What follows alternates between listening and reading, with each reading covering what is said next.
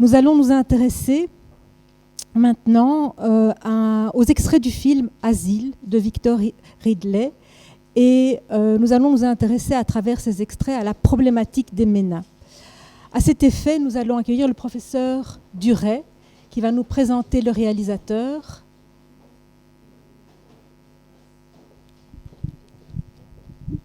Plutôt debout, plutôt assis.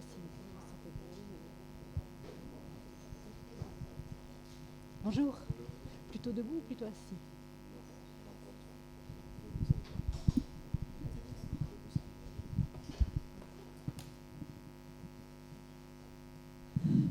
Bonjour, et je suis très très heureuse d'être là et de pouvoir présenter Victor Ridley, qui est réalisateur, qui est cinéaste belge, qui est diplômé de l'IAD, donc l'Institut des Arts de Diffusion, depuis 2013, si je ne me trompe pas, 2013, et qui n'a pas perdu son temps depuis lors, puisqu'il a réalisé de nombreux documentaires, entre autres, notamment, mais ce sont des documentaires qui abordent en particulier ce thème de la transition, puisque tu t'intéresses beaucoup, me semble-t-il, à des gens qui sont dans des périodes de changement ou de transformation.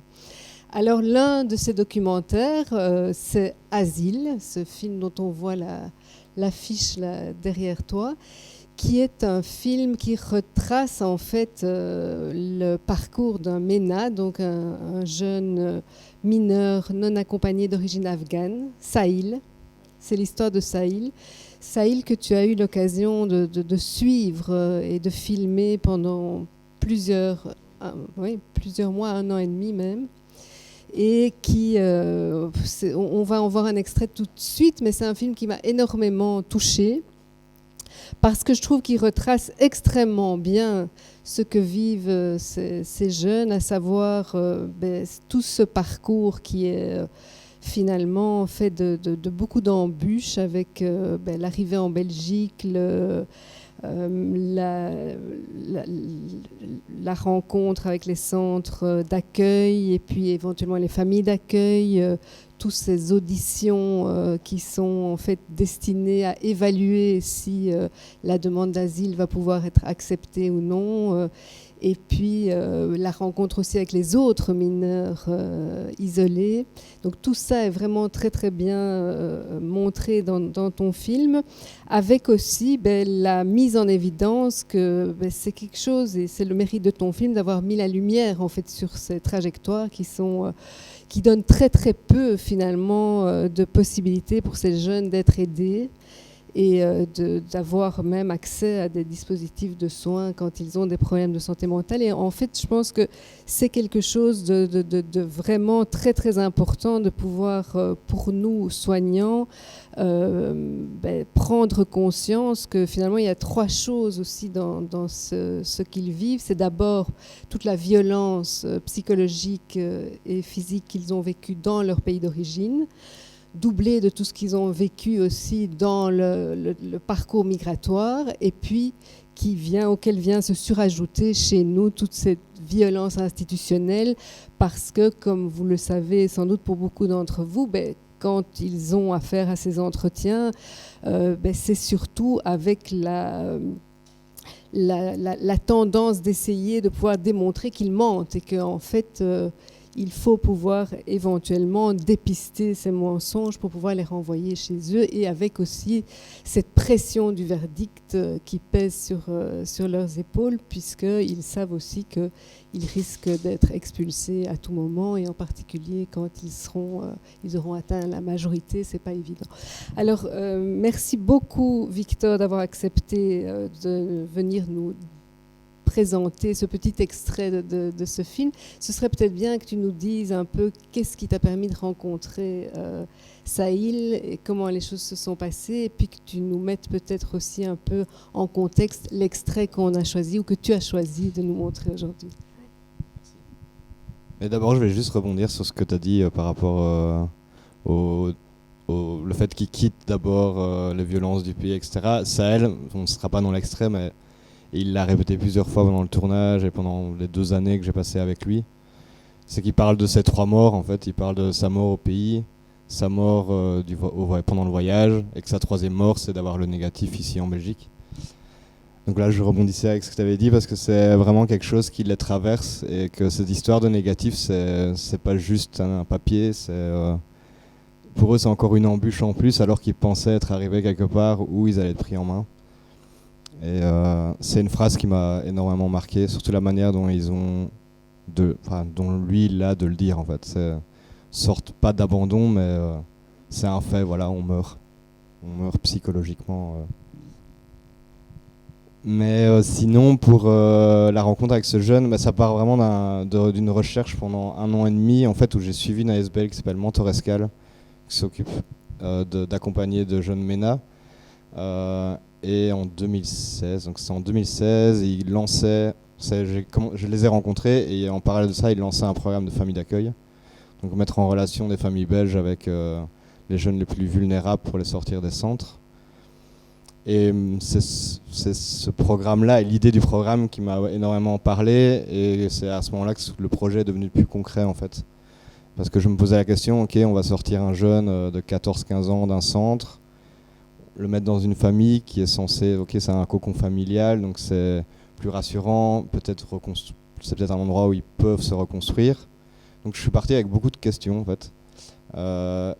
Et donc il y avait cette envie de filmer un jeune qui puisse aller dans une famille pour se reconstruire, mais aussi d'un jeune qui se retrouve dans un endroit avec plein d'interlocuteurs très bienveillants vis-à-vis de lui, aussi bien à l'école que la psy, que la famille, que la tutrice, que l'avocate, mais qui au final n'a pas de papier. Et donc qu'est-ce que c'est de se reconstruire dans un endroit où on n'est pas assuré de rester? Ça, c'est vraiment la question du film de manière générale. Et l'intention qui, moi, m'a poussé à vraiment faire ce film, c'était pouvoir aussi mettre un visage et non plus un mot migrant ou MENA sur ces jeunes, mais mettre vraiment un visage. Et enfin, là, vous verrez qu'un extrait, mais le processus, vraiment les 52 minutes du film, j'avais envie que les gens sortent du film sans se poser la question. C'est un migrant, en effet c'en est un, mais plus se dire comment ça se fait en fait que ces jeunes, on leur fasse traverser ça ici. En gros, ce film, c'est la 3e mort de Sahel. Et là, c'est un extrait de cette 3e mort. Mais vraiment, j'ai choisi un moment où il est avec ses potes à Bruxelles, en fait, où il n'est pas en famille. Où il parle justement de ce trajet, de leurs conditions. Et il y a je voulais vous montrer aussi l'administration, voilà, le rapport entre ces histoires qui se racontent et ce qu'on lui dit après, parce que l'État belge lui dit. Enfin, je pense qu'après on pourra en discuter après l'extrait si vous êtes intéressé.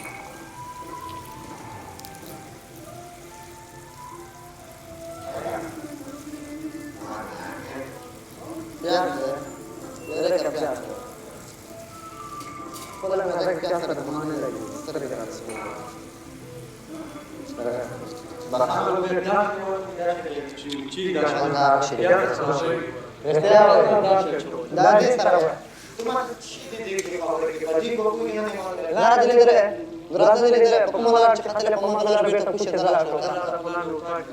Cu bă să mă rota cu greta la șoca. Da, rău că le oana.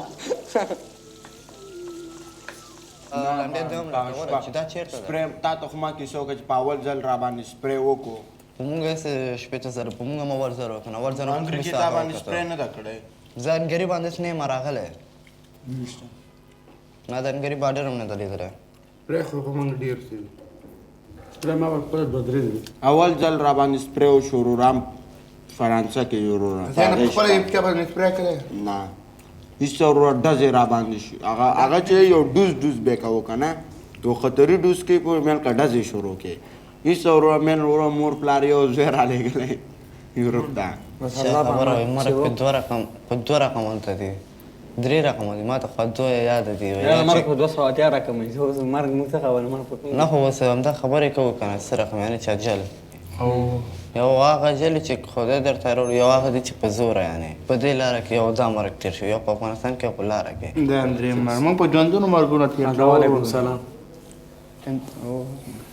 په ایران کې داسې و چې کله خپل ورور سره وم یو ځای لکه کسان یو نیم سل 200 کسان وو غونډې یو ځای روان وو ما ورور مې لاسونه مې یو ځای نیولی وو نو دې کې یادم پولیس وته ډزې وکړه په مونږه لکه خلک پکې ولګېدم مرمۍ باندې زیاتر پکې ولګېدو ژوبل شو هغې کې غونډ منډه کوه شپې ناوخته وه تقریبا 2 نیمې بجې دغسې وه ډېر تیاره وه نو غونډ چې منډه کوه دې کې ما ورور مې جدا شولو هغه چې جدا شو یو ناڅاپه چا د لاس نه ونیولم نه پوهېږم قاچاقبر ونیولم چا په ځان سره ویې وړلم ډېر منډې مو که تقریبا ساره پورې منډې مو که تر 8 پورې 9 پورې منډې م کولې بیا کله چې استانبول ته راغلم هلته یې قاچاقبر موبایل نه مې زنګ واله خپل پلار ته هغه ویله وایي ته لاړ شه وایي هغه درځي وایي هېڅ خبر هم نشته دی خو هغې نه هېڅ ما خپل ورور ونه لیدو تر دې ځای پورې نو اساس دې خدای دلته خیر کړي ډېرې سختې مولې دي الله پاک دې په موږ ټولو ورحمېږي څوک چې منفي سوي او څوک چې اسناد هغې سي الله پاک دې هغه خوشحاله لري څوک چې منفي هغه ته دې الله پاک ورکړي ورته اسناد ورکړي امين امين خدای یو ته پندګران او دعا ورته وکړي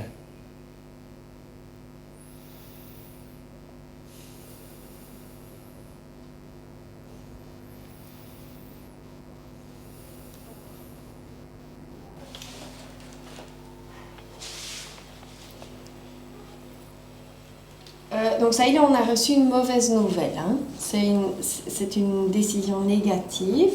Okay.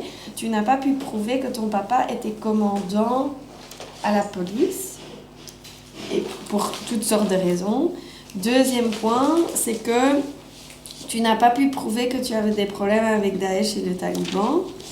Et troisième point, on ne conteste pas que tu viens de la région Bessoud, mais on dit que ça fait partie de Jalalabad et que Jalalabad, c'est une région qui est sûre et donc on n'octroie pas la protection subsidiaire pour cette partie du pays.